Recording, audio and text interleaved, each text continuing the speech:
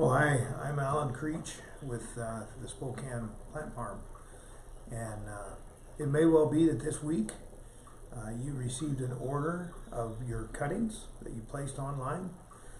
When you receive those cuttings, they usually come in pretty good shape. They've got some form of humidity retention packed around them, and they come in a Ziploc bag. And so I want to show you how to take those cuttings out of your bag and then propagate them. And in this case, we're looking particularly at what we call a pretty broad family, and the common name is wandering Jew. It's a Tradescantia.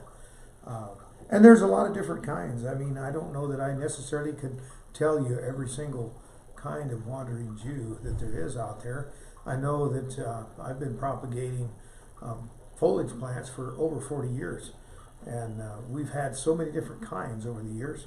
One of the things that I found, though, is particularly in these high color varieties like this yellow and green wandering Jew, they're very susceptible to sporting back to a green.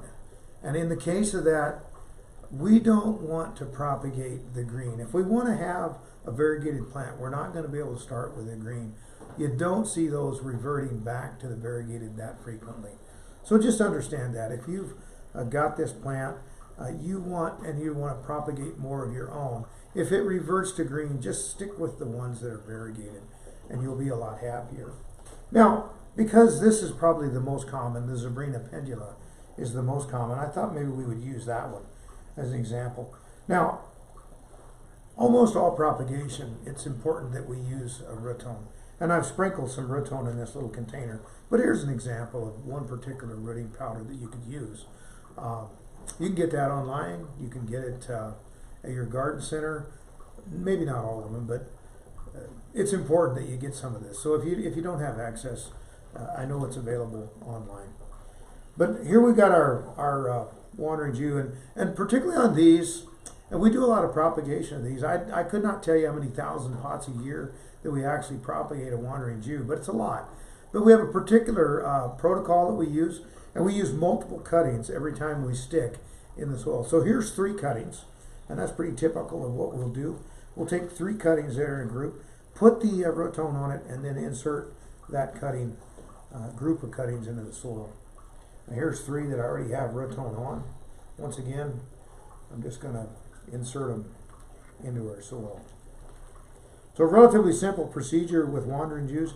They're another plant that has adventurous roots that are attracted to high humidity, and so it's quite frequent that if you've got a plant and you're in a high humidity environment, it may already have put some roots out at the nodes where the stems are growing. So what we've done is we've just stuck it in our soil. It's got good soil to stem contact. We've watered it in well, and the final step would be we'd want to take the Ziploc bag that we received and our plant and insert it right into that Ziploc bag, close it up, and it becomes a little window, or excuse me, a little greenhouse you can put in your window for propagation. It'll just keep the humidity around the plant, and it also builds a little bit of heat. 2 things that we really need, especially in the wintertime, to propagate green plants. I'm Alan at the Spokane Plant Farm, and enjoy your adventures in propagation.